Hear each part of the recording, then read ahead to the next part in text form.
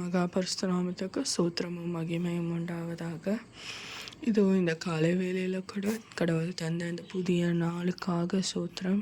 அவர் கொடுத்த அப்பா அந்த காலை பொழுதில் ஒவ்வொரு காலை பொழுதும் அவரோட கிருபை நம்ம வாழ்க்கையில் புதிதாக இருக்கிற தயவுக்காகவும் இரக்கத்திற்காகவும் அவங்களுக்கு நம்ம காலையில் எழுந்த உடனே நன்றி சொல்லணும். முதல்ல அவரை துதிக்கணும், அவரை ஆராதிக்கணும், அவரோட வார்த்தைகளை படிக்கணும், அவரோட வார்த்தைகளை தியானிக்கணும். அப்போ தான் அந்த நாள் நமக்கு ஆசீர்வாதமான ஒரு நாளாய் மாறும். அப்படி நம்ம விசுவாசித்து நம்ம அவருக்கான ஊழியத்தை நம்ம செய்யும் போது நிச்சயமாய் கடவுள் நம்மளை உயர்த்தி வைப்பார். நம்ம எந்த நிலைமையில் இருந்தாலும் கடவுள் நிச்சயமாய் நம்மளை உணர்த்துவார். நம்மளை காண்கிற தேவன் எல்ரோஹி, அவர் நம்மளை கண்டு கொண்டே இருக்கிறார் என்பதை நம்ம விசுவாசிக்கணும். ஸோ இந்த நாளில் கூட இந்த 11வது நாளாய் கடவுள் இந்த ஆடியோ கிளிப் வழியாக உங்கள் அனைவரோடும் பேச செய்த கிருபைக்காக நன்றி. நம்ம இதுவரைக்கும் 9 பெண்களை குறித்து தியானித்து வந்திருக்கோம். கடவுள் விசேஷ விதமாய் இன்று 10வது பெண்ணை குறித்து நம்ம தியானிக்க கடவுள் நம்மளுக்கு வழிவகுத்த தேவனுக்கு சோத்திரமும் கனமும் மகிமையும் உண்டாகட்டும். ஸோ இந்த 10வது பெண்ணாக வேதாகமத்தில் குறிப்பிடப்பட்டுள்ள பெண் உல்தாள். உல்தாள் பார்த்தோன்னா, உல்தாள் திக்காவின் குமாரனாகிய சல்லூம் என்பவருடைய மனைவி.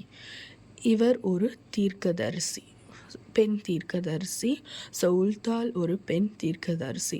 இவங்க எருசலேமின் 2ஆம் பகுதியில் வசித்து வந்தார். கிமு 640 முதல் 564 வரை யோசியா ராஜாவின் ஆட்சி காலத்தில் வாழ்ந்து வந்தாங்க. அந்த காலத்தில் பார்த்தோன்னா எரேமியா மற்றும் செப்பனியா போன்ற பெரிய தீர்க்கதரிசிகள் வாழ்ந்த காலம். ஆனாலும் தேவன் ஒரு பெண்ணை கொண்டு தனது முக்கியமான செய்தியை அறிவிக்க இவரை தேர்ந்தெடுத்தார். அப்போ எவ்வளோ விசேஷமானவங்க இல்லையா? அவ்வளோ பெரிய பெரிய தீர்க்கதரிசிங்க இருந்த போதும் இவங்களை கடவுள் தேர்ந்தெடுத்து இவங்களையும் வைத்து ஒரு திட்டத்தை நிறைவாக்கிய தேவன். நம்ம எவ்வளோ சிறுமையான வாழ்க்கையில் நம்ம இருந்தாலும் கடவுளுக்காக நம்ம உண்மையாக இருக்கும்போது நம்மளுடைய உண்மையும் உத்தமத்தையும் மாத்திரமே கடவுள் பார்க்குறாரு. ஒரு சின்னத்தில் கொஞ்சத்தில் நம்ம உண்மையாக இருந்தோம்னா கடவுள் அநேகத்தில் நம்ம ஆசீர்வதிப்பாங்க. அதே போல தான் இவங்களையும் இந்த தீர்க்க தரிசன சேவை இவங்க என்னென்னா, ஆலோசனை கேட்ட ராஜா யோசியா ராஜா ஆலயத்தை பழுது பார்த்து கொண்டிருந்த போது நியாயப்பிரமாணம் புஸ்தகம் ஒன்று கிடைச்சது. அந்த புஸ்தகத்தை பற்றி விசாரிக்க யோசியா ராஜாவே தன் அதிகாரிகளை உல்தாளிடம் அனுப்பினார். இது யோசியா ராஜா அந்த புத்தகத்தை கண்டுபிடிச்சதாக இருக்கட்டும், அதை குறித்து இவங்க கிட்ட தான் கேட்கணுன்றது நம்மளுக்கு உலக பிரகாரமாக வேணால் அவரோட டெசிஷன் மாதிரி தெரியலாம். ஆனால் நிச்சயமாக இதற்கு பின் கடவுளோட திட்டம் உள்ளது. ஸோ அதிகாரிகளை அனுப்பும் போது இது கடினமான செய்தியாக தான் இருந்தது. யூதா தேசத்தின் அந்நிய தெய்வங்களை வழிபட்டதால் தேவன் எருசலேமின் மீது நியாய தீர்ப்பை கொண்டு வருவார் என்று அவர் உண்மையாக அறிவித்தார். ஸோ இவங்க அதிகாரிகள் உல்தாளிடம் வரப்பட்டாங்க. உல்தாள் அதை தீர்க்க தரிசனமாக சொன்னாங்க. அது கடினமான செய்தியாக இருந்தாலுமே கடவுளுக்கு உண்மையும் உத்தமமாக இருப்ப யோசியா ராஜா கேட்குறாரு. அதனால் நம்ம இதை சொன்னோன்னா நம்மளை ஏதாவது பண்ணிடுவாங்களோ, இது நல்ல விஷயம் இல்லை, இது தீமையான விஷயம், இதை நம்ம சொன்னோன்னா நம்மளை எதனா பண்ணிடுவாங்களோ அப்படின்லாம் எந்த ஒரு அச்சமும் தயக்கமும் சிறிதளவும் இல்லாமல் கடவுளுக்கு உண்மையாக ஊழியம் பண்ணும், உண்மையாக தீர்க்க தரிசனம் சொல்லும், அவர் நம்மளை பார்த்து கொள்வார் என்று இந்த கடினமான எருசலேம் மீது நியாய தீர்ப்பை கொண்டு வருவார். ஏன்னா நீங்கள் அந்நிய தெய்வங்களை வழிபட்டீங்க, அதனால் நியாய தீர்ப்பை கொண்டு வர போகிறார் என்று உண்மையாக தைரியமாக அறிவித்தார். யோசியாவுக்கும் ஒரு வாக்குத்தத்தத்தை தீர்க்க தரிசனமாக சொல்கிறாங்க. யோசியா ராஜா தேவனுக்கு முன்பாக தன்னை தாழ்த்தியதால் அவர் உயிரோடு இருக்கும்போது அந்த அழிவு வராது என்றும் அவர் சமாதானத்தோடு மரிப்பார் என்றும் தீர்க்க தரிசனம் சொல்லப்பட்டது. இது யோசியா ராஜாவுக்கான தீர்க்க தரிசனம். ஸோ இப்போ இவ்வளோதான் இவங்கள பற்றி நமக்கு வந்து குறிப்பிடப்பட்டுள்ளது. இதிலிருந்து நம்ம என்ன கற்றுக்க முடியும்? யோசியா ராஜா வந்தார், அவங்க தீர்க்க தரிசனம் சொன்னாங்க, அவ்வளோதான் அப்படின்னு நம்ம நினைக்கலாம். ஆனால் நிச்சயமாக அது கிடையாது. அவங்க வந்து ஒரு தீர்க்கதரிசியாக வாழ்வது என்பது வந்து கடவுளுக்கு நம்ம உண்மையாக உத்தமமாக இருக்கும்போது மாத்திரம்தான் அந்த காரியம் வந்து நடத்த முடியும். இதில் இருந்து நம்ம அவங்கக்கிட்ட இந்த 4 விஷயங்களை நம்மளால் கற்றுக்க முடியும். அவங்களோட வாழ்க்கையிலேருந்து, உள்தாளோட வாழ்க்கையில் அந்த தைரியம்.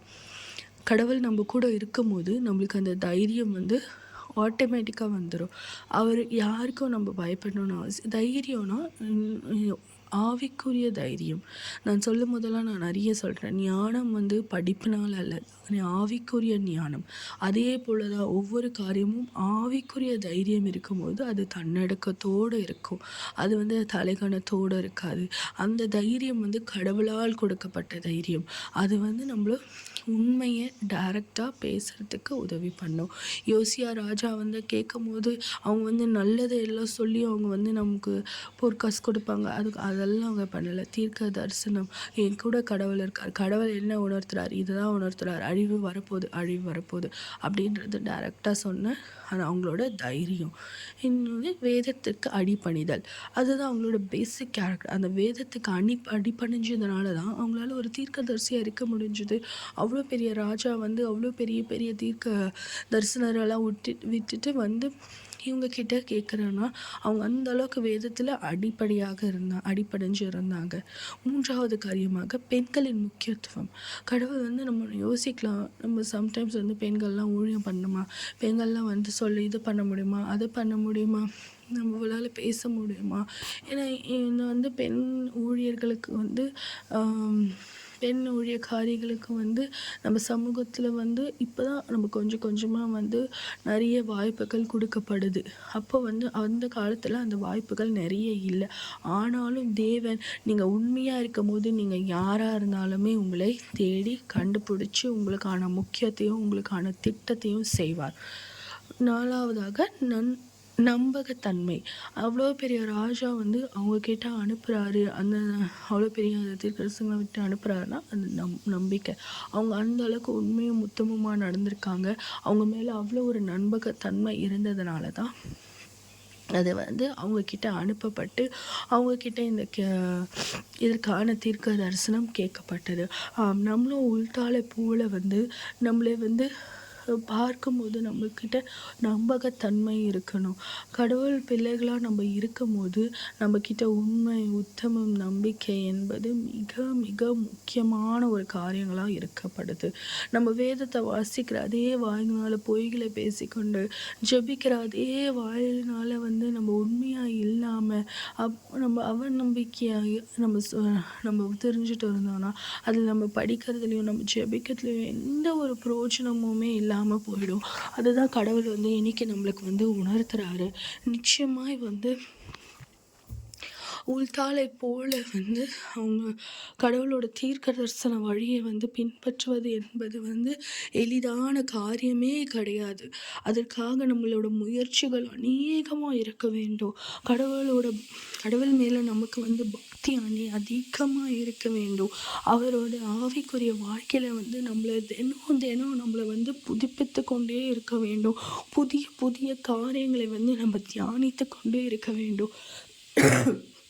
அதை நம்ம ஒரு வசனத்தை வந்து நம்ம படிக்க தான் அதனோட உணர்வு என்ன, அதோட உள் உணர்வு என்னன்றதை நம்மளால் வந்து புரிந்து கொள்ள முடியும்.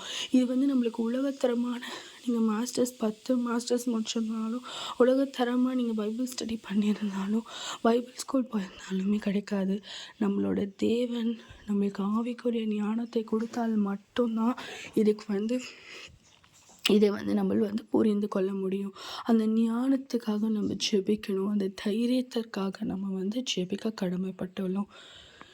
ஸோ இந்த நாளில் கூட இந்த உள்தாளை குறித்து நீங்கள் இன்னும் கூட உங்கள் வீடுகளில் சென்று கூட படித்து தியானிங்க.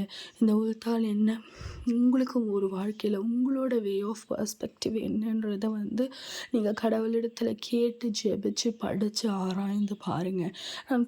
நான் சொன்ன ஒவ்வொரு பெண்களை குறித்து இன்றைக்கி 10வது பெண்களை வந்து நம்ம பார்த்து வரோம். இந்த 10 பெண்களில் கூட நீங்களும் உங்கள் வீடுகளில் வந்து வேதாகமத்தில் வாசித்து பாருங்கள். உங்களோட பர்ஸ்பெக்டிவ் உங்ககிட்ட கடவுள் என்ன சொல்ல வராருன்றதையும் நீங்கள் உணர்ந்து கொள்ளுங்கள்.